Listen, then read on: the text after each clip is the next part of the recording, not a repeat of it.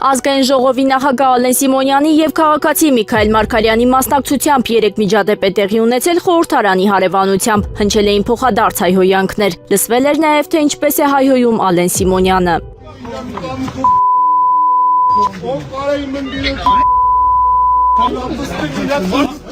Միջադեպից հետո երկու քաղաքացի բերման էր ենթարկվել եւ տեղափոխվել համայնքային ոստիկանության Արաբկիրի բաժին, այնուհետեւ ազատ էին արձակվել։ ԿՊԱ-ականներն այսօր անդրադարձել են Ալեն Սիմոնյանի մասնակցությամբ միջադեպին եւ գնահատականներ տվել պաշտոնյայի պահվածքին։ ԵԿՄ նախագահ Սասուն Միքայելյանը մասնավորապես ասել է, որ չի դատապարտում արարքը։ Չեմ դատապարտում, բայց հայոյան քաղաքացիությունից է կապ մեծերը։ Իսկ Փաշինյանի պահվածքը։ Երևանի քաղաքապետ Տիգրան Ավինյանն էլ ասել է, թե տեղյակ չէ միջադեպից։ Ես անկեղծ եմ ասում, հենց նոր առաջին անգամ ձեզանից լսեցի որևէ միջադեպի մասին, չգիտեմ։ Facebook չեք մտնում։ Ցավոք սրտի անկեղծ եմ ասում։ Կատակ չեմ անում, այո, ես այդքան շատ Facebook-ում չեմ լինում, այսօր անպայմանորեն կծանոթանամ, որպեսզի կարողանամ կարծիք տալ։ Հայհոյանքին պատասխանել է հայհոյանքով, պարոն Ավինյան։ Եկեք ես կնայեմ, նոր կկարողանամ մեկնաբանել։ 100% պատերազմ կլինի, եթե ընդդիմությունը վիճարկի այսօրվա խաղաղության կոմպոնենտները։ Այս մասին քաղաքացիական պայմանագրի ներկուսակցական ընտրությունների ընթացքում ունեցած ճեպազրույցում ասել է Ազգային ժողովի փոխնախագահ Ռուբեն Ռուբինյանը, անդրադառնալով ընդդիմությանը։ Եվ հետևաբար, եթե այս քաղաքական ուժերը գան իշխանության եւ անեն այն, ինչ իրանք խոստանում են անել, իսկ իրանք ինչ են խոստանում անել, վերանայել այն խաղաղությունը, որ այսօր կա, հասկանում եք։ Եթե իրանք ասում են վերանայում են, նշանակում է դա ավտոմատ հրաժարվել այս խաղաղությունից։ Իսկ դա նշանակում է ավտոմատ հրաժարվել միմյանց տարածքային ամբողջականությունը ճանաչելուց, հրաժարվել սահմանազատման սկզբունքներից, հրաժարվել ապաշրջափակման սկզբունքներից եւ թրիփի իրագործումից, հրաժարվել Ղարաբաղի անշարժումը չշարունակելուց։ Սա ավտոմատ 100%-ով բերելու է պատերազմի։ Հիմա մի վարքան։ Հիմա հետեւաբար ավելի կոռեկտ կլիներ, որ դուք ձեր հարցը ոչ թե sense ձևակերպեք։ Միշտ դուք ասում եք, եթե մենք պատերազմ ընտրվենք, պատերազմ չի լինի, այլ ասեք։ Միշտ դուք ասում եք, որ եթե ընդդիմադիր ուժերը ընտրվեն եւ անեն այն քաղաքականությունը, որ իրենք խոստանում են եւ կլինի պատերազմ, այդտեղ շարունակենք։ Մեկ է մի բան էլ ասում են, հաճախ ասում են, դուք վախեցնում եք պատերազմով, սպառնում եք պատերազմով, Ժորժ ջան։ Եթե մենք Հայաստանը շարունակենք քաղաքականությունը, որ հիմա վարվում է, պատերազմից վախենալու ընդհանրապես որևէ պատճառ չի։ Հայաստանի Հանրապետության արտաքին գործերի նախարար Արարատ Միրզոյանը հեռախոսազրույց է ունեցել Ադրբեջանի Հանրապետության արտաքին գործերի նախարար Ջեյհուն Բայրամովի հետ։ Նախարարները գոհունակությամբ նշել են Հայաստանի եւ Ադրբեջանի միջև հետագա կարգավորման գործընթացում առկա դրական զարգացումները։ Արարատ Միրզոյանը եւ Ջեյհուն Բայրամովը նաեւ քննարկել են տարածաշրջանային եւ բազմակողմ հարթակներում փոխգործակցության հարցեր։ Վարչապետ Նիկոլ Փաշինյանն ընդունել է Արժույթի միջազգային հիմնադրամի հայաստանյան առաքելության ղեկավար Ալեքսանդր Թիմանին։ Վարչապետը կարևորել է Հայաստանի կառավարության եւ ԱՄՀ-ի միջև ձևավորված սերտ համագործակցությանն ու մեր երկրում համատեղ իրականացվող ծրագրերը, որոնք նպաստում են տնտեսության տարբեր ճյուղերի զարգացմանը։ Այս առումով Նիկոլ Փաշինյանը համոզմունք է հայտնել, որ ԱՄՀ-ի կողմից Հայաստանի համար հաստատված նոր ծրագրի շրջանակում տրամադրվելիք միջոցները կնպաստեն կառավարության բարեփոխումների առաջ մղմանը։ Ալեքսանդր Թիմանն ընդգծել է Հայաստանի հետ փոխգործակցության արդյունավետությունը եւ նշել, որ ԱՄՀ-ն պատրաստ է շարունակել գործակցությունը համատեղ օրակարգի արդյունավետ կյանքի կոչման ուղղությամբ։ Զրուցակիցները քննարկել են ընթացիկ համագործակցությանը եւ հետագա ծրագրերին վերաբերող հարցեր, անդրադարձ է կատարվել Հայաստանի տնտեսական դիմակայության ապահովմանը, զարգացման տեմպերին, ինչպես նաեւ երկուստեք հետաքրքրություն ներկայացնող այլ թեմաների։ Չեխիայի ներքին գործերի նախարար Լյուբոմիր Մետնարը խստորեն դատապարտել է Պրահայում գործող ռուսական տանմշակութային կենտրոնի վրա իրականացված հարձակումը, այն որակելով որպես լուրջ հակաօրինական գործողություն։ Նրա խոսքով նման միջադեպերը սպառնալիք են հանրային անվտանգությանը եւ չեն կարող ընդունելի համարվել, անկախ օբյեկտիվ բնույթից կամ պատկանելիությունից։ Նախարարի հայտարարության համաձայն ոստիկանությունը արդեն զբաղվում է գործով, շարունակվում է իրավիճակի մշտադիտարկումը եւ անհրաժեշտության դեպքում պատրաստ են լրացուցիչ անվտանգության միջոցներ կիրառել։ Դեպքի հանգամանքները դեռևս ամբողջությամբ պարզված չեն։ Ավելի վաղ հայտնի էր դարձել, որ հարձակման օրը կարող էր ընտրված լինել միտումնավոր, համընկնելով Չեխիայում ռուսական մշակույթի օրերի ավարտական միջոցառման հետ։ Առայժմ անհայտ է հարձակումը իրականացրել է մեկ անձ, թե կազմակերպված խումբ։ Քննիչները հավաքում են ապացույցներ եւ ուսումնասիրում տեսախցիկների գրառումները։ Իրանի կենտրոնական մասում գտնվող Ղոմ քաղաքի վրա ԱՄՆ եւ Իսրայելի կողմից հասցված հարվածների հետևանքով զոհերի թիվը հասել է 15-ի։ Հաղորդում է Ֆարս լրատվական գործակալությունը, հղում անելով տեղական իրավապահ մարմիններին։ Նրանց տվյալներով եւս 10 մարդ վիրավորվել է դեպքի վայրում, որոնողական փրկարարական գործողություն է ընթանում։ Նախկինում տարածված հաղորդագրություններում նշվում էր, որ հարձակման հետևանքով զոհվել է 6 քաղաքացիական անձ։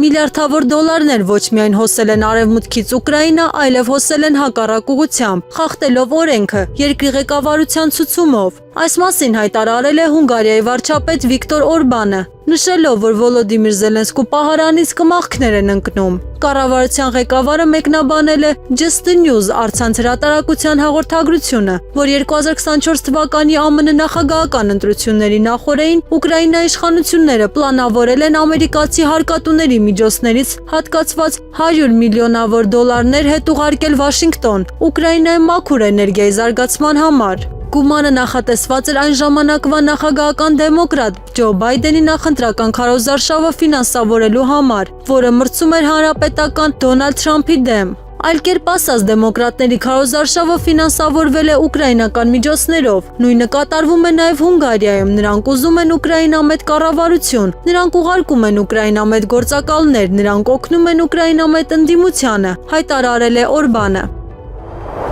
Եվրամիության արտաքին քաղաքականության ղեկավար Կայա Կալասը քննադատել է ԱՄՆ առաջարկը Ուկրաինայի զինված ուժերը Դոնբասից դուրս բերելու մասին, այն որակելով վտանգավոր եւ շահավետ Ռուսաստանի համար։ Նրա խոսքով նման մոտեցումը կարող է վերածվել ծուղակի Կիևի համար եւ խաթարել տարածաշրջանային հավասարակշռությունը։ Կալասը նշել է, որ Ռուսաստանը տարիներ շարունակ փորձում է բանակցությունների միջոցով հասնել այն արդյունքին, ինչին չի կարողացել հասնել ռազմական ճանապարհով։ Նա ընդգծել է, տարածքների հարցում նման զիջումները անընդունելի են եւ հակասում են միջազգային իրավունքի հիմքերին։ ԵՄ դիվանագիտության ղեկավարը նաև զգուշացրել է նման պահանջները Ռուսաստանի կողմից կիրառվող սովորական մարտավարություն են, հավակնել այն տարածքներին, որոնք երբեք իրեն չեն պատկանել։ Միաժամանակ նա կոչ է արել ԱՄՆ-ին ավելի ակտիվ աջակցել Ուկրաինային եւ նվազեցնել իր ներգրավվածությունը Մերձավոր Արևելքում, քանի որ նավթի գների աճը թուլացնում է Կիևին աջակցությունը եւ ուժեղացնում Ռուսաստանի դիրքերը։ Պլեխանովի անվան ռուսական տնտեսագիտական համալսարանի Երևանի մասնաճյուղի տնօրեն, պատմական գիտությունների թեկնածու Ռուսաստանի Դաշնության կրթական ոլորտի պատվավոր աշխատող Թամարա Վարդանյանը Հայաստանի եւ Ռուսաստանի միջև մշակութային եւ հումանիտար կապերի զարգացման գործում ունեցած ներդրման համար պարգևատրվել է Ռուսաստանի նախագահ Վլադիմիր Պուտինի շնորհակալագրով։ Մրցանակաբաշխության արարողությունը տեղի է ունեցել մարտի 26-ին Հայաստանում Ռուսաստանի դեսպանատանը։ Ռուսաստանի Դաշնության նախագահի անունից մրցանակը հանձնել է Հայաստանում Ռուսաստանի արտակարգ եւ լիազոր դեսպան Սերգեյ Պավլովիչ Կոպիրկինը։ Իր ելույթում Ռուսաստանի Դաշնության դեսպանը նշեց, որ յուրաքանչյուր մրցանակ Ռուսաստանի խորը երախտագիտության վկայությունն է նրանց նկատմամբ, ովքեր իրենց աշխատանքը նվիրել են հումանիտար կապերի ամրապնդմանը, մշակութային երկխոսության զարգացմանը եւ երկու երկրների պատմական հիշողության պահպանմանը։ Մեր մասնաճյուղն ամուր եւ հուսալի կամուրջ է մեր երկրների միջև եւ մենք հպարտանում ենք դրանով։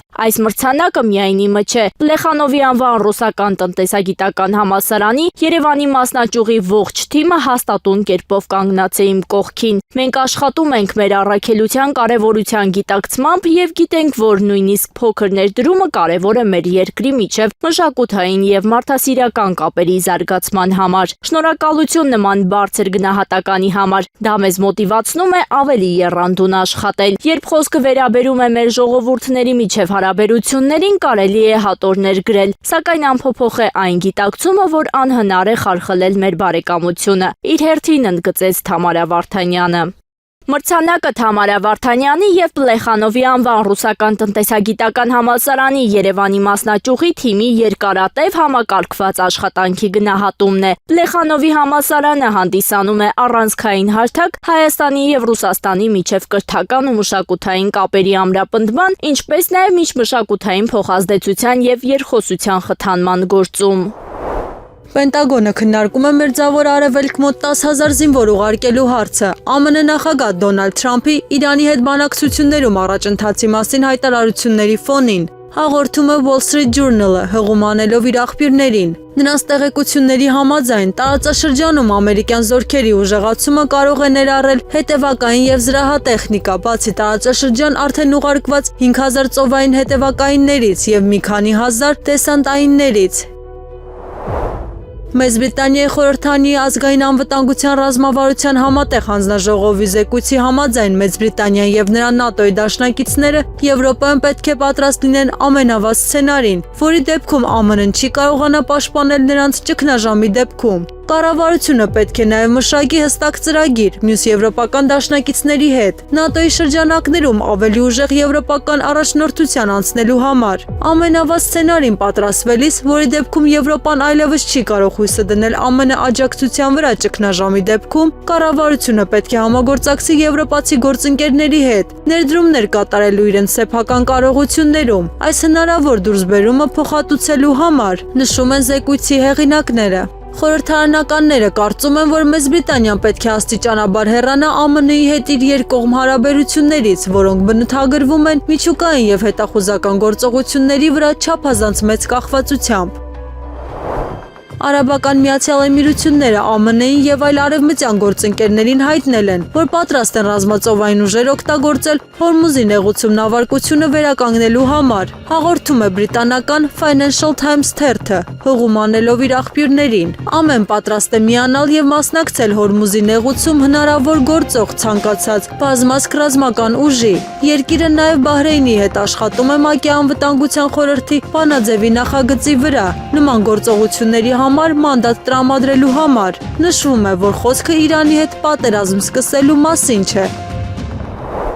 Քուվեյթի Մուբարակ Ալ-Քաբիր նավահանգիստը, որը գտնվում է Էմիրության մայրաքաղաքից հարավ, հրթիռային հարձակման է ենթարկվել, հայտնել է հանրային աշխատանքների նախարարությունը։ Հայտարարության համաձայն Մուբարակ Ալ-Քաբիր նավահանգստի ենթակառուցվածքը ենթարկվել է կրկնակի հարձակման, թշնամու անօդաչու թռչող սարքերի եւ թևավոր հրթիռների կողմից։ Սկզբնական հաղորդագրությունները ցույց են տալիս, որ զոհեր չկան, սակայն օբյեկտը կրել է նյութական վնաս։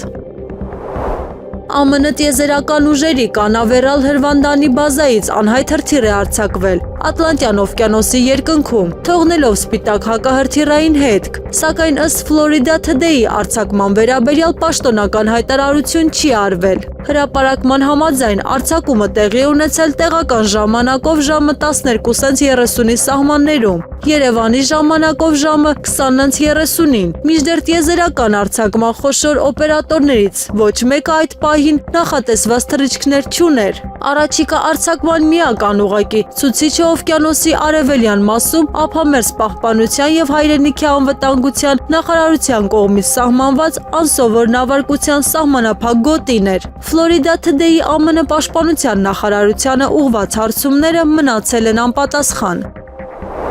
Լատվիան, Լիտվան եւ Էստոնիան թույլատրել են ուկրաինական զինված ուժերի անօդաչու սարքերին անցնել իրենց օդային տարածքով Ռուսաստանի տարածքի վրա հարվածներ հասցնելու համար։ Նշվում է, որ եթե նախկինում նման թույլտվությունները տրվում էին ոչ պաշտոնական մակարդակով եւ սահմանափակ դեպքերում, ապա այժմ խոսքը վերաբերում է ավելի բաց եւ համակարգված մոտեցման։ Աղբյուրի տվյալներով ուկրաինական դրոնները հիմնականում արձակվում են Չեռնիգովի շրջանից, սակայն ուղղակի ճանապարհով դեպի Ռուսաստանի հյուսիս-արևմուտք հասնելը պահանջում է շուրջ 850 կիլոմետր թռիչք, ինչը համարվում է գրեթե անհնար։ Դրա փոխարեն առաջարկվող այլընտրանքային երթուղին անցնում է Լեհաստանի եւ Բալթյան երկրների տարածքով, շրջանցելով Բելարուսը եւ թույլ տալով մոտենալ Ֆիննական ծոցին, խուսափելով ռուսական հակաօդային պաշտպանության համակարգերից։ Տեղական ինքնակառավարման մարմինների ընտրություններից առաջ ոստիկանությունից զանգում են Հայաստանի Հանրապետության քաղաքացիներ ճշտումներ անում։ Ներքին գործերի նախարարության մամուլի խոսնակ Նարեկ Սարգսյանը հայտարարել է, դա բնական է, զանգերն ու հարցերը սովորաբար ակտիվանում են ցանկացած ընտրությունից առաջ։ Հակակոռուպցիոն դատարանում դատավոր Արամ Գրիգորյանի նախագահությամբ այսօր մարտի 27-ին շարունակվել է Հայաստանի Հանրապետության երրորդ նախագահ, Հայաստանի Հանրապետական կուսակցության նախագահ Սերժ Սարգսյանի վերաբերյալ քրեական գործի քննությունը, որը վերաբերում է նրա պաշտպանության նախարար եղած ժամանակ Իսակովի պողոտայում գտնվող հողատարածքներն օտարելուն։ Այսօր տեղի ունեցած դատական նիստին մեկնարկել է ապացույցների հետազոտման փուլը։ Հիշեցնենք, որ նախորդող դատական նիստերից մեկում հանրային մեղադրողները կարդացել էին Հայաստանի Հանրապետության երրորդ նախագահ Սերժ Սարգսյանի վերաբերյալ մեղադրական եզրակացությունը։ Գեղամկրտչյանը նշանակվել է Հայաստանի Հանրապետության քննչական կոմիտեի Արարատի մարզային քննչական վարչության պետի տեղակալ։ Այս մասին տեղեկանում ենք քննչական կոմիտեից։ Դատարանն արդարացրել է պետական դավաճանության մեջ մեղադրվող Աշխեն Ալեքսանյանին։ Ադրբեջանցուն գաղտնի տեղեկություններ փոխանցած կնոջ նկատմամբ վարույթ էր հարուցվել պետական դավաճանության հոդվածով։ Նշվում էր, որ նա սիրային կապի մեջ է եղել ադրբեջանցու հետ եւ նրան փոխանցել կարևոր տեղեկություններ։ Դատախազությունից հայտնել են, որ առաջին ատյանի դատարանի որոշումը բողոքարկելու են։ Երեք հայտնի դարձավ, որ վիճաբանություն է տեղի ունեցել Վարդենիսի Զորամասում։ Դանակահարությունից ստացած վնասվածքներով 3 զինծառայող է տեղափոխվել հիվանդանոց։ Պաշտպանության նախարարության խոսնակ Արամ Թորոսյանը հաստատել է տեղեկությունը եւ հայտնել, որ վնասվածք ստացած պահեստազորայինների կյանքին վտանգ չի սպառնում, գտնվում են հոսպիտալի բուժանձնակազմի հսկողության տակ։ Նախաձեռնվել է վարույթ դեպքի հանգամանքներն ամբողջովին պարզելու նպատակով։ Կապանում գետի վարարում տեղի չի ունեցել։ Հորդառատ անձրևների հետևանքով փլուզվել է սելավատարի պատնեշը։ Ներքին գործերի նախարարության խոսնակ Նարեկ Սարգսյանը հայտնել է, որ մարտի 27-ի ժամը 14:30-ի դրությամբ ներքին գործերի նախարարության 112 օպերատիվ կառավարման կենտրոնում ստացվել են Սյունիքի մարզում առատ տեղումների հետևանքների վերաբերյալ ահազանգեր։ Կապանի Գրիգոր Արզումանյան փողոցում սելավատարից դուրս եկած ջուրը լցվել է փողոց եւ ողջի գետ, ինչի հետևանքով վնասվել են ավտոմեքենաներ, տուժել կենդանիներ։ Փրկարար ծառայության Կապանի եւ Քաջարանի հրշեջ փրկարարական ջոկատները, ինչպես նաեւ համայնքապետարանի կոմունալ ծառայության աշխատակիցները։ Անվտանգության նկատառումներից ելնելով փողոցը փակվել է։ Իսրայելի շտաբի պետ Էյալ Զամիրը կառավարության նիստում զգուշացրել է, որ Իսրայելի բանակը մոտենում է բեկման կետին ձգձգված հակամարտությունից հետո։ Ես բարձրացնում եմ 10 կարմիր դրոշ, ասել է Զամիրը ընդգծելով զորակոչի, պահեստազորի եւ երկարաձգված ծառայության վերաբերյալ նոր օրենքներ ընդունելու անհապաղ անհրաժեշտությունը։ Պահեստազորը չի կարողանա դիմանալ այս դրամատիկ հանգամանքներում, հավելել է Զամիրը։ Նա զգուշացրել է, շուտով ուժերը կդադարեն այլևս սպիտանի լինել նույնիսկ առօրյա անվտանգության առաջադրանքներ կատարելու համար։ Նվազագույն գնահատականներով ամերիկացիները 600-ից 800 զոհ եւ մոտավորապես 5000 վիրավոր ունեն։ Հայտարարել է Իրանի զինված ուժերի բարձրաստիճան ներկայացուցիչ Սարդար Շեքարչին։ Նա նշել է, որ հարվածներ են հասցվել հրամանատարական շտաբին, վարչապետի հանդիպման վայրին, միջուկային հետազոտությունների կենտրոնին, ինչպես նաև Իսրայելի բազմաթիվ ռազմավարական եւ հետազոտական պաշտպանական արդյունաբերական օբյեկտներին եւ նրանք զգալի կորուստներ են կրել։ Նա հիշեցրել է, որ Իսրայելը հայտնել է մոտավորապես 9000 վիրավորի մասին։ Նրանք ընդհանրապես չեն հաղորդում որևէ զոհի մասին, խոսում են միայն վիրավորների մասին։ Իբրև թե մեր բազմատոննայանոց հրթիռները կարող են միայն վիրավորել, այլ ոչ թե սպանել, հավելել է Շեքարչին։ Ոչ ոք չի կարող Իրանին կամ իրանական ժողովրդին վերջնագրեր ներկայացնել, հայտարարել է Իրանի խորհրդարանի խոսնակ Մոհամմադ Բաքեր Ղալիբաֆը։ Նա դիմել է իրանական ժողովրդին։ Իրանի ազգը չեմպիոն է, ձեր 25-օրյա ներկայությունը փողոցներում եւ զինված ուժերի զոհաբերությունը ստեղծեցին պատմական հաղթանակի պայմանները սիրելի Իրանի համար։ Ոչ ոք չի կարող վերջնագրեր ներկայացնել Իրանին կամ իրանական ժողովրդին։ Ձեր երեխաները չեն բաց թողնի այս հնարավորությունը, մինչև լիովին չգիտակցեն իրենց հաղթանակը եւ չխախտեն պատերազմ հրադադար, պատերազմ չարաբաստիկ ցիկլը, նշել է Իրանի խորհրդարանի խոսնակը։ Թրամփը հայտարարել է Իրանի հետ պատերազմը շուտով կավարտվի։ Նա նշել է, որ շարունակվող հակամարտությունը երկար չի տևի։ Վերջինս նաև հայտարարել է, որ հակամարտության արդյունքում ակնկալում էր նավթի գների ավելի զգալի աճ, սակայն դրանք աճել են սպասվածից էլ քիչ։ ԱՄՆ նախագահի հատուկ բանագնաց Սթիվ Ուիթքոֆը հայտարարել է, որ Մերձավոր Արևելքում կոնֆլիկտը հանգուցալուծելու շուրջ Իրանի եւ ԱՄՆ-ի միջև բանակցություններում միջնորդ երկիրը Պակիստանն է։ Կոնֆլիկտը հանգուցալուծելու շուրջ ԱՄՆ-ի եւ Իրանի երկխոսությունը զգայուն հարց է։ Այդ տեղեկատվությունը տարածվել է Պակիստանի կառավարության միջոցով, որը հանգեցրել է վճռական եւ կառուցողական հաղորդագրությունների եւ բանակցությունների փոխանակման, որի մասին դուք քիչ առաջ հայտնեցիք մամուլին։ Խոսքը նուրբ դիվանագիտական հարցերի մասին է եւ դուք մեզ հանձնարարել եք կոնկրետ պայմանների պարագայում պահպանել գաղտնիություն, ասել է Ուիթքոֆը դիմելով ԱՄՆ նախագահ Դոնալդ Թրամփին։ Իրանցիները ինձ առաջարկել են դառնալ նոր այաթոլլա։ Այս մասին հայտարարել է ԱՄՆ նախագահ Դոնալդ Թրամփը։ Ոչ, շնորհակալություն, ես դա չեմ ուզում, նշել է նախագահը։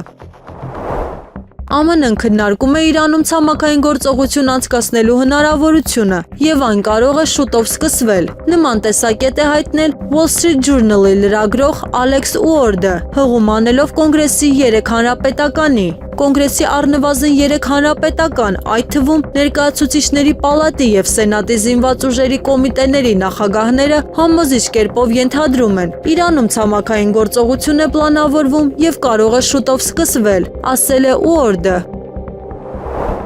Այսօր մարտի 27-ին մեկնարկել է քաղաքացիական պայմանագիր կուսակցության արտահերթ համաժողովը։ Համաժողովում 1000 պատվիրակ է ընտրվելու ու 3 օր շարունակ ուղիղ եթերի ռեժիմով ներքին ընտրություն է կայանալու։ Այսինքն ԿՊԱ-կան պատվիրակները գալու են ու ուղիղ եթերում ընտրելու են այն անձանց, ովքեր պետք է ձևավորեն քաղաքացիական պայմանագրի 2026 թվականի խորհրդարանական ընտրությունների վերջնական ցուցակը։ Քվեարկությամբ կդասավորվի առաջինից մինչև վերջին համարը ու պատվիրակները կորոշեն, թե որ ԿՊԱ-կանն է ամենաբարձր վարկանիշ ունեցողը ու որ համարի ներքո պետք է մասնակցի ընտրություններին։ Միայն այդ ընտրություններից հետո նոր քաղաքացիական պայմանագիր կուսակցությունը արտահերթ համագումար կանի Կարեն Դեմիրճյանի անվան մարզահամերգային համալիրում ու կհայտարարի, թե ովքեր են քաղաքացիական պայմանագրի ցուցակի առաջատարները։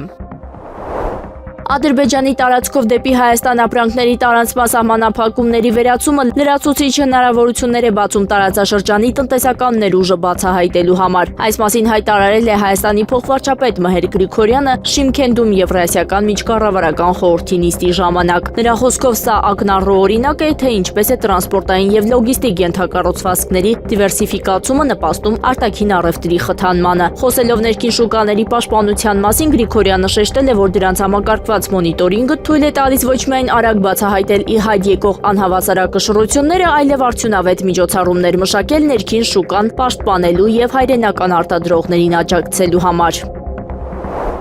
Սյունիքի մարզպետ Ռոբերտ Ղուկասյանը զգուշացնում է հեղեղումների մասին։ Տեղումների ինտենսիվությունը Սյունիքում պահպանվում է, կետերում ջրի մակարդակը շարունակում է բարձրանալ, պատկան մարմինները մարզում անցել են աշխատանքային արտակարգ ռեժիմի, իրականացվում են կանխարգելիչ եւ օպերատիվ միջոցառումներ իրավիճակը վերահսկելի պահելու համար։ Խնդրում ենք հեռու մնալ գետամերձ տարածքներից, չմոտենալ վարարած գետերին, ճանապարհներին լինել առավել ուշադիր, նշել է Սյունիքի մարզպետը։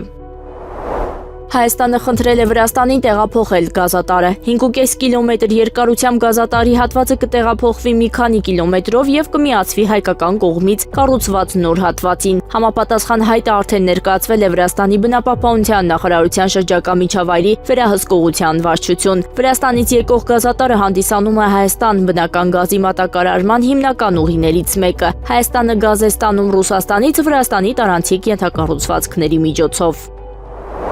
Պատմական արդյունք Հայաստանի գեղասահքում Հայաստանը ներկայացնող զույգն առաջին անգամ հայտնվել է գեղասահքի աշխարհի առաջնության լավագույն տասնյակում։ Փետրվարի 28-ից ի վեր Հայաստան վերադառնալու աջակցության խնդրանքով Իսրայելում Հայաստանի Հանրապետության դեսպանություն դիմել է 10 քաղաքացի։ Այս մասին տեղեկացնում են Հայաստանի արտաքին գործերի նախարարությունից։ Մարտի 25-ին Իսրայելում Հայաստանի Հանրապետության դեսպանության կազմակերպած հատուկ ավտոբուսային չվերթով 8 քաղաքացի տեղափոխվել է Եգիպտոսի Շարմ էլ-Շեյխ քաղաք, այնտեղից օդային ուղիղ չվերթով Երևան մեկնելու համար։ Հայաստանի Հանրապետության երկու քաղաքացի մտադրություն է հայտնել Հայաստան վերադառնալ իրենց պայմանագրային պարտավորություններն ավարտելուց հետո։ Իսրայել-Եգիպտոս սահմանային տաբայի անցակետով Հայաստանի Հանրապետության քաղաքացիներին դիմավորել են Եգիպտոսում ՀՀ դեսպանը եւ հյուպատոսը նրանց ուղեկցել Շարմ էլ-Շեյխի միջազգային օդանավակայան ցուցաբերելով անհրաժեշտ աջակցություն։ Քաղաքացիները մարտի 26-ի առավոտյան Շարմ էլ-Շեյխ Երևան չվերթով մեկնել են Հայաստան։ 2026 թվականի մայիսի 4-ին եւ 5-ին Երևանում կայանալու է Հայաստանի Հանրապետություն Եվրոպական միություն անդրանիկ գագաթնաժողովը, որին Հայաստանի Հանրապետությունը ներկայացնելու է վարչապետ Նիկոլ Փաշինյանը, իսկ Եվրոպական միությունը Եվրոպական խորհրդի նախագահ Անտոնիո Կոշտան, Եվրոպական հանձնաժողովի նախագահ Ուրսուլա ֆոն դեր Լայենի հետ միասին։ Այս մասին տեղեկացնում են արտաքին գործերի նախարարությունից։ Գագաթնաժողովին ընդառաջ նախագահներ Կոշտան եւ ֆոն դեր Լայենը նաեւ մասնակցելու են 2026 թվականի մայիսի 4-ին Երևանում տեղի ունենալիք Եվրոպական քաղաքական համայնքի 8-րդ գագաթնաժողովին։ ՀՀԵՄ գագաթնաժողովի առանցքում կլինեն երկկողմ հարաբերությունների ամրապնդմանը, մասնավորապես տնտեսության, էներգետիկայի, տրանսպորտի, թվային, մարդկանց միջև շփումների ոլորտներում վերաբերող հարցերը։ Առաջնորդները նաև կքննարկեն Հարավային Կովկասում խաղաղության, անվտանգության, փոխկապակցվածության եւ բարգավաճման ապահովման ուղղությամբ առաջընթացը, ինչպես նաև ընթացիկ համաշխարհային մարտահրավերները։ Հայաստանի հետ ԵՄ հարաբերությունները հիմնված են համապարփակ եւ ընդլայնված գործընկերության մասին համաձայնագրի վրա, որն ուժի մեջ է մտել 2021 թվականին եւ ՀՀ-ԵՄ գործընկերության ռազմավարական օրակարգ փաստաթղթի վրա, որն ընդունվեց Հայաստանի Հանրապետության արտաքին գործերի նախարար Արարատ Միրզոյանի, ԵՄ բարձր ներկայացուցիչ Կայա Կալասի եւ ԵՄ ընդլայնման հարցերով հանձնակատար Մարտակոսի մասնակցությամբ 2025 թվականի դեկտեմբերին կայացած ՀՀ-ԵՄ գործընկերության խորհրդի նիստում։ Եվրոպական միությունը Հայաստանի առանցքային գործընկերն է բարեփոխումների օրակարգի, ինչպես նաև առևտրի ու ներդրումների ոլորտում, նշված է արտաքին գործերի նախարարության տարածած հաղորդագրության մեջ։ Փոխվարչապետ Մհեր Գրիգորյանը ժամանել է Ղազախստանի Շիմքենթ քաղաք։ Գրիգորյանը կմասնակցի Եվրասիական միջկառավարական խորհրդի նիստին եւ Digital Kazakhstan համաժողովին։ Հայաստանի Հանրապետության փոխվարչապետին դիմավորել է Ղազախստանի առևտրի եւ ինտեգրման նախարար Արման Շակալիևը։ Ազգային ժողովի Հայաստան խմբակցության падգամավոր Թադևոս Ավետիսյանն ընտրվել է Հայաստանի Հանրապետության մրցակցության եւ սպառողների շահերի պաշտպանության հանձնաժողովի անդամ։ Թադևոս Ավետիսյանի օգտին քվեարկել է 83 падգամավոր, Ազգային ժողովի 107 падգամավորից քվեարկությանը մասնակցել է 85-ը։ Քվեատուփում արկա է եղել 85 քվեաթերթիկ, անվավեր է ճանաչվել 2-ը։